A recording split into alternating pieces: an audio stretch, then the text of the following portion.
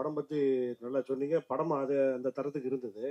But இந்த வழக்கமாக Sathyaraj sir எல்லா படத்துக்குமே வந்துருவார், சின்ன ரோலாக நடித்தாலும். இந்த படத்துக்கு அவர் வராததுக்கு என்ன காரணம்? சக்ஸஸ் மீட்டுக்கு நீங்கள் பேசும்போதும் அவரோட பேரை மென்ஷன் பண்ணால் முட்டிங்க. அது ஏன் அந்த மறந்தீங்க?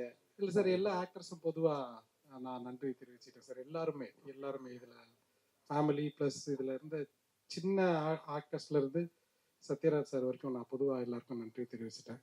சத்யராஜ் சார் வராததுக்கு காரணம் டேட் இஷ்யூ தான் சார், வேறு எதுவும் இல்லை. அப்புறம் அடுத்த படம் ஒரு சரித்திர படமாக இருக்கும் அப்படின்னு சொல்லிட்டு காளி வெங்கட் சார் சொல்கிறாரு. ஆமாம் சார். அது என்ன மாதிரி கதை, எப்படி இருக்கும் அப்படின்னு சொல்லிட்டு சொல்ல முடியுமா? பேன் இண்டியா படமா? ஏன்னா குறுகிய பட்ஜெட்டில் ஒரு படம் எடுத்திருக்கீங்க. பெரிய பட வாய்ப்பு ஏதாவது வந்திருக்கா? இந்த பேன் இண்டியா படமா சார் இல்லை, நான் இந்த ஸ்க்ரீன் பிளே முன்னாடி ஃபர்ஸ்ட் அந்த பீரியட் ஃபிலிம் தான் சார் எழுதினேன். அது என்னோட ஷார்ட் ஃபிலிம் புறம்னு ஒரு ஷார்ட் ஃபிலிம் எடுத்தேன். ஒரு புறநானூறு போயம் பேஸ் பண்ண படம் அது. ஸோ கிட்டத்தட்ட அந்த போயமோட ஒரு கண்டினியூஷனாக தான் அந்த கதையை நான் எழுதினேன். ஸோ ஃபஸ்ட்டு படத்துலேயே அவ்வளோ பெரிய படம் எடுக்க முடியாதுன்றனால சின்னதாக ஒன்று பண்ணலான்னு தான் இந்த ஸ்க்ரீன் பிளே நான் எழுதினேன். அது பேன் இண்டியான்னு எனக்கு தெரியல சார். அது ஆனால் ஒரு ப்ராப்பரான தமிழ் ஹிஸ்ட்ரி கதை. அதாவது சங்கம் லிட்ரேச்சரில் நம்ம படித்த குறிப்புகள்லாம் இருக்குல்ல, ஊர் இந்த மாதிரி இருந்தது, இந்த மாதிரி உணவு முறை இருந்தது, இந்த மாதிரி துணி போட்டாங்க, இலையில துணி கட்டிக்கிட்டாங்க. ஸோ என்னென்னலாம் அதில் டாக்குமெண்ட்டாக படிக்கிறோமோ அதுக்கு பேஸ் பண்ணி கிரவுண்டடாக இருக்கும் சார். பீரியட் ஃபிலிம் ஸ்கிரிப்ட் என்கிட்ட இருக்குது. நான் இதெல்லாம் முடிஞ்சதுக்கப்புறம் நான் நெக்ஸ்ட் என்னன்னு பார்க்கணும் சார். அதான் பிளான். சார் வணக்கம், வாழ்த்துக்கள். வணக்கம் சார். வணக்கம் சார். நிறைய பேர் படம் எடுத்து வச்சுட்டு படம் வெளிவரதுக்கு ரொம்ப இடைவெளியா இருக்கு, தியேட்டர் கிடைக்க மாட்டேங்குது, அவங்க தடுக்கிறாங்க இவங்க தடுக்கிறாங்க அப்படின்ற புலம்பல் ஒவ்வொரு ப்ரெஸ் மீட்லையும் இருக்கு. நீங்களும் சின்ன படம் தான் எடுத்து வச்சிருக்கீங்க, உங்களுக்கு அந்த மாதிரி இடையூறுகள் ஏதாவது இருந்துச்சு சார்? ஆக்சுவலி உண்மையை சொல்லணும்னா இந்த படத்துக்கு இல்லை சார். ஏன்னா எப்படி ஆச்சுன்னா, ஃபர்ஸ்ட் நான் ஏதாச்சும் ஒரு படம், ஒரு தரமான படம் எடுக்கணுன்ற ஒரு ஓட்டம் இருந்தது. அதுக்காக நாங்கள் கண்டிப்பாக ஓடணும். ஸோ படம் நான் என்ன நோட்டீஸ் பண்ணேன்னா சார், ஒரு படம் அதுக்கு தேவையான ஆளுங்களை ஆட்டோமேட்டிக்காக இழுத்துக்கிட்டே இருந்தது. இப்போ சத்யராஜ் சார் எனக்கு எட்டாத தூரமாக தானே அவரை நான் பார்க்குறேன். ஏன்னா எனக்கு அவர் நேராக தெரியாது, பேசினதில்லை. அவர்கிட்ட ஃபோன் நம்பர் கிடச்சிது, ரேண்டமாக ஃபோன் பண்ணி பேசணும். 1 hour டைம் கொடுத்தாரு. அவர் ரொம்ப பொறுமையாக தான் டீல் பண்ணார் எங்களை. ஸோ நான் போய் என்னை பற்றி நான் ரொம்ப பேசலாங்க. நான் இவங்க நாங்கள் ஏற்கனவே எடிட் பண்ணிட்டோம் இவங்க நடித்த போர்ஷனை. ஸோ அதை போட்டு காமிச்சா அவருக்கு பிடிச்சிட்டு அவர் ஓகே சொல்லிட்டாரு. வடிவேல் சாருமே அதே மாதிரி தான். அவரும் யோசிச்சார், எப்படி நான் நடிக்காத படத்துக்கு நான் எப்படி பாட்டு பாடுறதுன்னு யோசிச்சாரு. பட்டு நாங்கள் இதை சொன்னோம் சார், ஒரே ஒரு பாட்டு கேளுங்க, பிடிச்சதுன்னா நீங்கள் பாடுங்க சார், இல்லைன்னா விட்டுருங்க, தொல்லை பண்ண மாட்டோம்னு சொன்னோம். கேட்டார், அவருக்கு பிடிச்சிருச்சு. ஸோ அந்த கலை அந்த ஆளுங்களை இழுத்துக்குதுன்னு நினைக்கிறேன். ட்ரீம் வாரியர் பிக்சர்ஸ் அதுதான் ஆச்சு. என்னன்னா குஹன் சார் படம் பார்த்தாரு, பார்த்த உடனே அவருக்கு பிடிச்சிருச்சு. ஸோ ஆனால் இதில் ஒரு கொஞ்சம் இப்போ நான் ஏன் லக்கி நான் நினைக்கிறேன்னா, ட்ரீம் வாரியர் பிக்சர்ஸ் நினச்சிருந்தா இதை விட இன்னும் கொஞ்சம் ஈஸியர் குதிரை மேலே பந்தயம் கட்டியிருக்கலாம். இது கொஞ்சம் ரிஸ்கியான குதிரை தான் இந்த படம். ஆனால் அவங்க நல்ல படத்தை சப்போர்ட் பண்ணணும்னு நினைக்கிறாங்கல்ல சார், அந்த மாதிரி எண்ணங்கள் இருக்கிற ஆட்களும் தேவைப்படுதுன்னு நான் நினைக்கிறேன். அது மிக்ஸ் ஆஃப் போத். அந்த படமும் நல்லா இருந்தது, but at the same time அதுக்கு சப்போர்ட் பண்ண நினைச்ச ஆளுங்களும் எனக்கு தானாக அமைஞ்சாங்க. அதுக்கு அபிஷேக் ராஜாக்கு தான் நான் நன்றி தெரிவிக்கணும். அவர் தான் இதை எடுத்துகிட்டு போய் காமிச்சார் அவங்க கிட்ட. ஸோ எனக்கு அந்த மாதிரி அனுபவம் இல்லை. இதுக்கு என்ன டிசர்விங்கோ அது கிடச்சதுன்னு தான் நான் நினைக்கிறேன் சார். எனக்கு அநியாயமாக எங்கேயுமே எனக்கு ஃபீல் ஆனதில்லை. தேட்டர் ஓனர்ஸுமே ஃபர்ஸ்ட் வீக் பெரிய படத்தோடு வந்தாலுமே நாங்கள் கோயம்புத்தூர் திருப்பூர்லாம் போனோம். அங்கே தேட்டர் ஓனர்ஸ் அவ்வளோ வெல்கமிங்காக இருந்தாங்க. ஐ மீன் குஹன் சார் ப்ராப்ளம் இன்னும் டீட்டெயிலாக இதை பற்றி பேசலாம். அவங்க இதுக்கு ஸ்க்ரீன் தரத்துக்கு ரொம்பவே வில்லிங்காக தான் சார் இருந்தாங்க. அது உண்மைதான். அதாவது இன்னைக்கு உள்ள ஜென்ரேஷன் பார்த்தீங்கன்னா கண்ணீர் சிந்த வைக்கிற அளவுக்கு யாரும் படம் எடுக்கிறதுக்கு முன் வரது கிடையாது. வெட்டு குத்து கத்தி கடப்பார் அந்த மாதிரி போயிட்டாங்க. பட் நீங்க ஒரு ஃபேமிலி ஆடியன்ஸ் படம் பார்த்துட்டு கண்ணீர் சிந்தி அந்த கவலையை வெளிப்படுத்திட்டு வர அளவுக்கு படம் எடுத்திருக்கீங்க. அடுத்து எடுக்கக்கூடிய படங்கள் இதே மாதிரி இருக்குமா, இல்ல வேற மாதிரி இருக்குமா?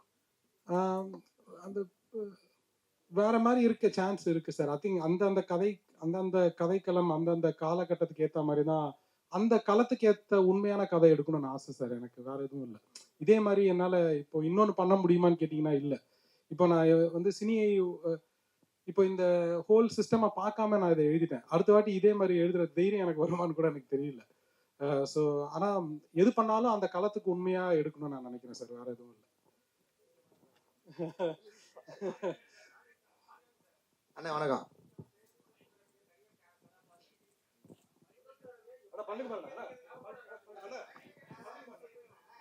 அண்ணா இந்த கேள்வியும் பதிவாயிருக்கட்டும், ஒரு தடவை இதுல கேட்டுருங்க. ஒன்றும் இல்லை, முதல் தடவையா நீங்க ஒரு தகப்பனார் இடத்துக்கு ஒரு பையனுக்கு ஒரு குடும்பத்துல தலைவனா ஒரு தகப்பனார் வேடத்தில் நடிக்கிறீங்களா? இன்னும் தகப்பனார் வேடம் நடிக்கலாமா? எப்படி உங்க கேரக்டர் எப்படி இருக்குன்னு நினைக்கிறீங்க? ஆனா நீங்க இறுதி சுற்று மிஸ் பண்ணிட்டீங்கன்னு நினைக்கிறேன். இறுதி சுற்றுலயே நான் நடிச்சிட்டேன் நானு. அப்போ அவங்களுக்கு 20 வயசு ஹீரோயின், அவங்களுக்கு அப்பாவா நடித்தேன். நான் அதான் நிறைய படம் அப்பாவா நடிச்சிட்டேனே. அப்புறம் வந்து நம்ம அநீதியில் ஒரு கைண்ட் ஆஃப் அப்பாவாக இருக்கும், மெர்சலில் ஒரு பையனுக்கு அப்பாவாக நடித்தேன். இப்போ இதில் ஒரு ஒரு விதமான அப்பாவாக இருக்குது. ஸோ எனக்கு ஆல்ரெடியே நான் நிறையா தான் அப்பா நடிச்சிட்டேன்னு நினைக்கிறேன்.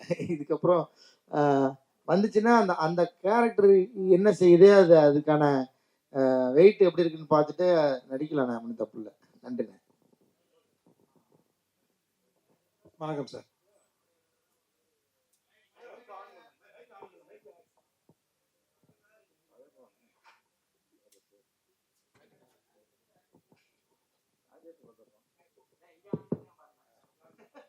சார் தூய்மை பணியாளராக வந்து காளிமணி நடிச்சார். அது ஒரு ஆட்டோ டிரைவராக மாதிரி வராரு. கடைசியில் கிளைமாக்ஸில் வந்து பொண்ணு வந்து கேட்குது காளிமணி ஃப்ரெண்டு கிட்ட, எங்கள் அப்பா வந்து அந்த குப்பை அழுனாரான்னு கேட்குறப்போ ஒரு அமைதியாக விட்டீங்களேங்க. அந்த கெயில் ஒரு நல்ல ஃப்ரெண்டு. ஏன்னா காளி வெங்கட் சாரோட கேரக்டர் வந்து என் பசங்கிட்ட மட்டும் சொல்லிடாதன்னு சொல்லியிருக்க ஒரு பேக் ஸ்டோரி தான் அது. இந்த பசங்க கஷ்டப்படுவாங்களோன்னு அவரும் நினைக்கிறாரு.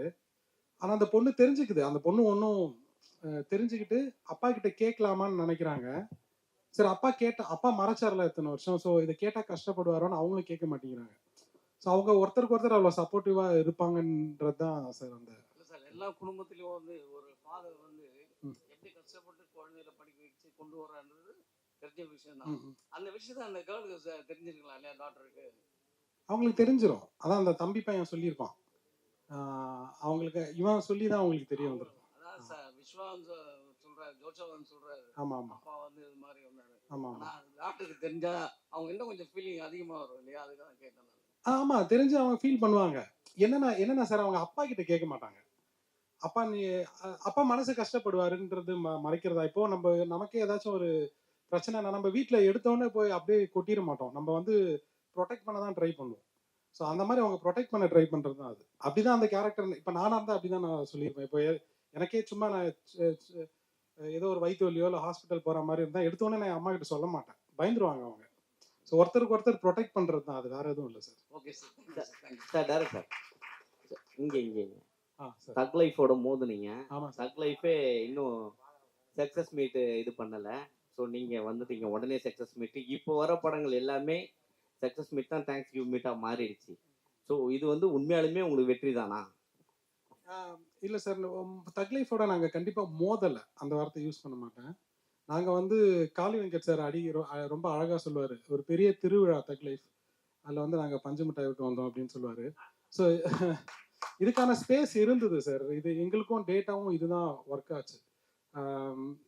இது ஒன்று. ரெண்டாவது, இதை வந்து நான் ஏன் தேங்க்ஸ் கிவிங் நான் சொல்கிறேன்னா, உண்மையிலே எனக்கு சந்தோஷமாக இருக்குது சார். ப்ரெஸ் கிட்ட கிடைச்ச சப்போர்ட், மக்கள் கிட்ட கிடைச்ச சப்போர்ட், எங்களுக்கு வந்து இது pure and pure word of mouth படம் தான் இது. எங்களுக்கு நீங்கள் ரொம்ப பெருசாக எங்களுக்கு ஃபிசிக்கல் ப்ரொமோஷன் நீங்கள் பார்த்துருக்க மாட்டீங்க. நாங்கள் நம்பினது எல்லாமே நியூஸ் பேப்பர், டிஜிட்டல், இதை மட்டும் தான் நாங்கள் நம்பினோம். ஸோ உண்மையிலேயே முழுக்க இது ப்ரெஸ் அண்ட் மக்கள்னால மட்டுமே ஓடுன படம் இது. அதுக்காக தான் நாங்கள் நன்றி தெரிவிக்கலாம்னு வந்திருக்கோம் சார். மற்றபடி வேறு எதுவும் இல்லை. காலையில் வாங்க பாலா. நீங்க வந்து பாத்தீங்கன்னா ஹீரோவும் நடிக்கிறீங்க, ஹீரோயினா நடிக்கிறவங்களுக்கு அப்பாவும் நடிக்கிறீங்க. ஸோ உங்ககிட்ட கதை சொல்லும் போதே நீங்க ஓகே சொல்லிடுவீங்களா, இல்ல கொஞ்சம் ஏதாவது டவுட் இருக்குமா? எதுக்கு டவுட்? இல்லை, கதை சொல்லணும்னு எப்படி ஓகே சொல்ல முடியும்? நமக்கு செட் ஆகணும்ல ரோல். ஏன்னா ஹீரோவா போயிட்டு இருக்கவங்க ஒரு கேட்டகரிக்கு மேல போனாங்கன்னா அதுக்கு மேல நான் இது வேணாம் அப்படின்ற மாதிரி ஸ்டாப் பண்ணுவாங்க. இல்ல அப்படி நீங்க எல்லா கேரக்டரும் பண்றீங்க, ஹீரோ வந்தாலும் பண்றீங்க, ஹீரோயினுக்கு அப்பாவா இருந்தாலும் பண்றீங்க, மாமனாராவும் போறீங்க, சைட்ல வக்கீலாவும் ஆகுறீங்க. எந்த கேரக்டர் தான் நீங்க விட்டு வைக்கல? இல்ல, இது வந்து நான் ஹீரோவா தான் இதுக்கப்புறம் நடிக்க போறேன் அப்படின்ற மாதிரிலாம் எந்த ஐடியாவும் எனக்கு இல்லை. ஏன்னா என்னை பொறுத்தளவுக்கு ஒரு ஒரு கேரக்டரை அது ஜெனுவனாக நடிக்க ட்ரை பண்ணணும், அவ்வளோதான். அது வந்து அது அவங்க எவ்வளோ பயன்படுத்திக்கிறாங்கன்றதை பொறுத்து தான் இருக்குது. இந்த படத்தில் முழுமையாக இருந்துச்சு அந்த கேரக்டர். எல்லா படத்துக்கும் எப்படி நம்ம அந்த ரோலை வந்து ஓரளவுக்கு நெருக்கமாக உண்மைக்கு நெருக்கமாக அடிக்கணும்னு நினைக்கிறோமோ அதுதான் இதுலேயும் பண்ணியிருக்கோம். இப்போ நீங்கள் சொல்கிற ஹீரோ அந்த மெட்டீரியல் நான் கிடையாதுன்னு எனக்கே தெரியும். நான் வந்து நம்ம அது கிடையாது. ஆனால் அந்த இப்போ நம்ம ரோலுக்கு இப்போ என்னோட கேஸ்டிங்காக என்னோட ஒரு ஒரு கேரக்டருக்கு என்னோட ரோல் வந்து செட் ஆகும், என்னோட கதாபாத்திரம் செட் ஆகும்னு நினைச்சாங்கன்னா அது அது ஒருவேளை அந்த படத்தில் லீடாக இருந்துச்சுன்னா அப்படி தான் நடிக்க முடியும். இப்போ நமக்கு நம்ம லீடை நம்ம படம் செட் பண்ணி நடிக்கிற அந்த பிளான்லாம் இல்லை.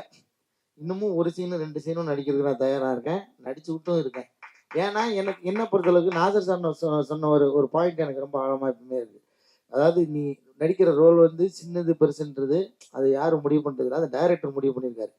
கொஞ்சமாக இருக்கிற சீனாக இருந்தால் நீ வந்து ஒரு சின்ன ரோல்னா கொஞ்சமாக நடிச்சுட்டு அப்படி வந்துடுவா, இல்லை அதுக்கு ஜெனுவனாக தான் நான் நடிச்சுட்டு வருவேன். அந்த மாதிரி தான் வந்து அவங்க அந்த படத்தில் உன்னோட லைஃப்பை கொஞ்சமாக காட்டுறாங்கன்னு அர்த்தம், அவ்வளோதான். அது அது அது எவ்வளோக்கு வெளியில் வருதோ அது அந்த ரோல் டிமாண்ட் பண்ணுறதை பொறுத்து தான் இருக்குது. அதனால எனக்கு அந்த அந்த பேரிகேட்லாம் எதுவும் இல்லை. யாடி வேற ஒரு ஸ்டார் கிடையாது. அண்ணா இது மாதிரி முனிஷ்கான் கூட எப்பவுமே நீங்க தொடர்ச்சியா வந்து நடிச்சிருந்தீங்க. ஆமா ஆமா. இப்ப ஹீரோ மாறுறதுக்காக நீங்க நடிக்கிறது இல்லையா, இல்ல ஏதாவது சான்ஸ் கேட்டா நீங்க வேணான்னு? எங்க ஹீரோவெல்லாம் மாறவே இல்லை தலைவரே, மறுபடியும் அதையே பிடிச்சி இழுக்கிறீங்களா கொக்கி போட்டு. ஏன்னா சென்ட்ரல் கவர்மெண்ட் காம்பவுண்ட். ஆமாங்க, அது என்னன்னா அது எழுதுறவங்க எழுதணும்ல, அப்படி எழுதி. ஆனா இருக்கு படம், நடிச்ச படமும் இருக்கு. இப்போ திரும்பவும் நடிக்கிறதாவும் இருக்கும். அவர் எனக்கு முன்னாடி ஹீரோ ஆயிட்டாரு, படம் நின்றுட்டு இருக்கு, ரிலீஸ்க்கு வெயிட் பண்ணிட்டு இருக்கு. ஆக்சிஸ் ஃபிலிம் ஃபேக்டரியில் மிடில் கிளாஸ்னு ஒரு படம் எடுத்து ரெடியாக இருக்குது ரிலீஸ்க்கு. அவர் எனக்கு முன்னாடி அப்படி பார்த்து ஆகிட்டாரு சொல்ல போனால். என்ன அதெல்லாம் கிடையாது.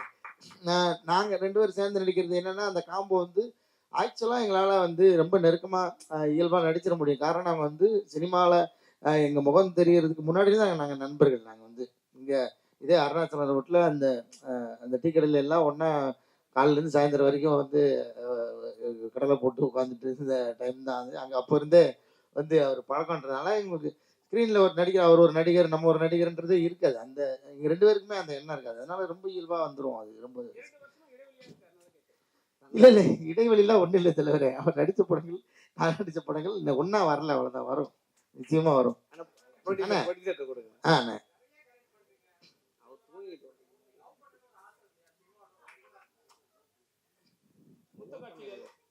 என்ன அருமையான சிந்தனை. இந்த சிந்தனை டைரக்டருக்கு வர மாட்டேங்குதே. இதைத்தான் நான் மைக்கிலையும் புலம்புனேன். கணவன் மனைவி பாருங்க, அப்பாவா நடிச்சேனே சொல்லிட்டு இருக்கீங்க. நான் வந்து ரோஷினிக்கு அப்பாவா நடித்தேன், ஷெல்லிக்கு நான் வந்து கணவனாக தான் நடித்தேன். அதை சொல்லவே மாட்டேங்கிறீங்க யாரும். அப்பா கேரக்டர் நடிச்சீங்க, அப்பா கேரக்டர் அப்படி பார்த்தா கணவனாக தான் நடித்தேன், ஹஸ்பண்ட் கேரக்டர் தான் நடித்தேன். அதை சொல்ல மாட்டேறீங்க. காரணம் என்னன்னா இவர் அந்த மாதிரி சீன் வைக்கலைங்க. நான் என்ன பண்ணுறது, ஒரு அந்நியோன்யமாக கணவன் மனைவி இருக்கிற மாதிரி சீன் வச்சா தான் நடிக்க முடியும். நானும் எப்படி நடிக்க முடியும் சார்? டூயிட் ஆர்டர் இல்லை. ஆனால் நீங்கள் சொன்ன மாதிரி நெருக்கமான காட்சிகள், ரொமான்ஸான காட்சிகள் நடிக்கணும்னு எனக்கு நிச்சயமாக ஆசை இருக்குது.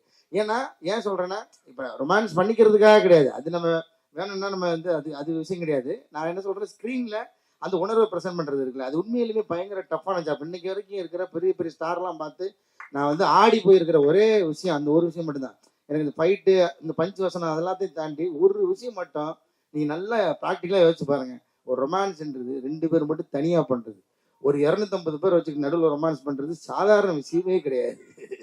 நீங்கள் சொல்கிற மாதிரி அது ஆக்சுவலாக பெரிய தண்டனை. எல்லாரும் முன்னாடி உட்காந்துக்கிட்டு ரொமான்ஸ் பண்ணுற மாதிரி ஒரு தண்டனை எதுவுமே கிடையாது. அதை நான் இப்பயும் நான் பார்த்து எல்லா ஸ்டாரும் பார்த்து நான் பிரமிக்கிற ஒரு விஷயம் என்னன்னா, இத்தனை கூட்டத்துக்கு மத்தியில் எப்படிப்பா ரொமான்ஸ் பண்ணுறீங்க.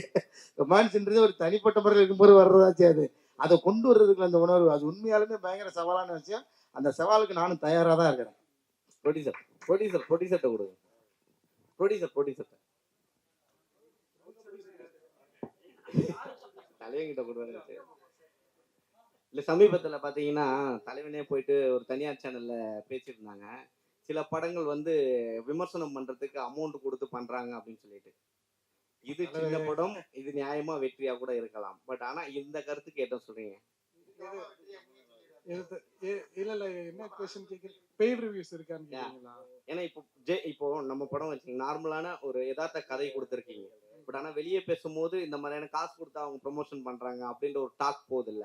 ஸோ இதை பத்தி என்ன நினைக்கிறீங்க? இல்லை, ஆக்சுவலி எனக்கு இந்த படத்தில் எங்கள் அனுபவம் நான் சொன்ன மாதிரி எப்படி ஆயிடுச்சுன்னா, ப்ரெஸ் சப்போர்ட் பயங்கரமாக கிடச்சிது ஃபர்ஸ்ட்லேருந்து. அதுக்கப்புறம் மக்களோட வேர்ட் ஆஃப் மவுத் தான் இருந்தது. டாப் ரிவ்யூவர்ஸ் ரிவ்யூ பண்ணலை. அது நான் ஒத்துக்கிறேன். ஆனா ஏன் பண்ணலன்ற ரீசன் எனக்கு எனக்கு தெரியாது. ஆ, இல்லைங்க, வேலை பார்க்குற இது நல்லா இருக்காதுல்ல, அது கரெக்டா இருக்காது. ஆமா ஆமா, இல்ல தப்பா தெரியும். ஆனா டிஸ்கஷன் பண்ணலாம்னு நாங்க பிளான் பண்ணோம். ம். ரோஷினி மேடம், லாஸ்ட் கேள்வி ஹீரோயின் கேட்கலாம்ல? சொல்லுங்க.